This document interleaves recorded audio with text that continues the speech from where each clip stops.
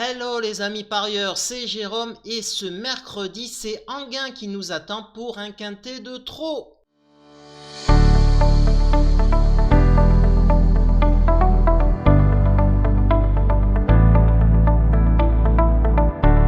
Allez, avant de faire l'étude du quintet, comme d'habitude, un petit retour en arrière sur mes résultats.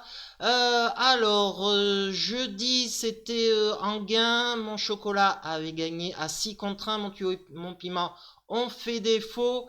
Et Cabourg, mon chocolat a terminé deuxième à 7 contre 1. Et ensuite, mon tuyau et mon piment ont fait défaut. Et ce mercredi à Enghien, là encore, un quintet très ouvert où il va falloir être méfiant, resserrer ses jeux, un lot de vieux tontons de 7 à 11 ans, donc un lot intergénérationnel sur la longue distance des 2875 mètres à Enghien. Il y a déjà deux chevaux qu'on peut rayer sans crainte. Le numéro 2 est un drive qui n'a aucune chance dans cette épreuve. Et le numéro 13, Hinden, c'est pareil. Donc il en reste 14 qui ont une chance et il va falloir faire un tri. C'est de suite. Mon piment, et ce sera un petit piment un peu plutôt fade dans cette épreuve, mais on va assurer le coup avec le numéro 9, Head of State.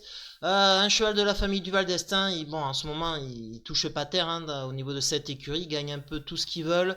Je l'ai mis en tête de ma sélection. La dernière fois, c'était très bien. Il a gagné à Enghien sur cette même piste.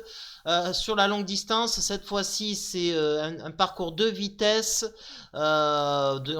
Attention, c'est différent. Mais bon, il est en seconde ligne aussi. Ça peut être inquiétant. Mais bon, je ne m'inquiète pas. Je fais confiance à Clément du Val d'Estaing qui le retrouve avec qui il a gagné la dernière fois. Et que nous dit d'ailleurs son driver, Head of State est dans une bonne dynamique et doit confirmer ses belles dispositions du moment. Il possède plus de références sur la longue distance, mais c'est s'adapter. En seconde ligne, il faudra bien voyager comme Iris Desroseaux. Il détient une chance régulière dans cette épreuve.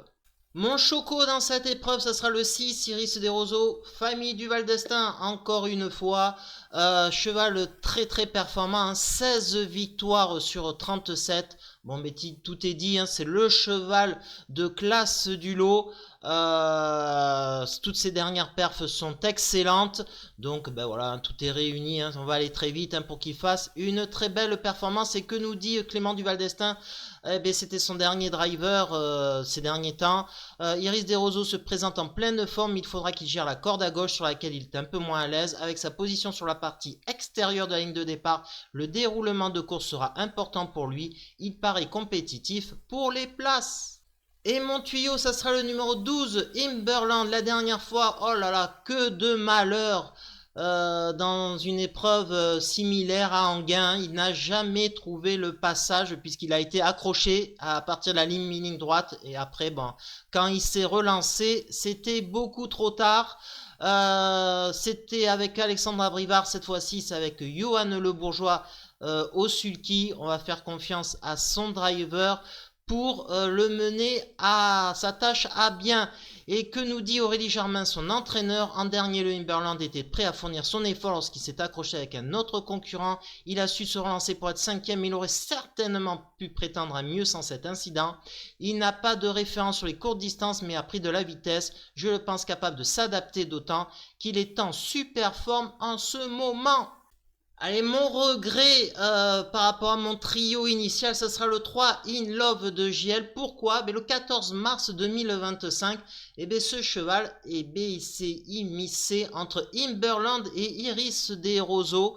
Donc je pense que c'est une course de ref intéressante à prendre en compte. C'est une ligne que je prends en compte. C'est pour ça que c'est mon regret. En tout cas, pour incarter un quintet, je pense qu'il est à mettre absolument ce 3 In Love de GL. Donc ça nous donne 9, 6, 12 et en regret le 3. Allez les amis, je vous dis à très vite pour de nouvelles aventures. Ciao!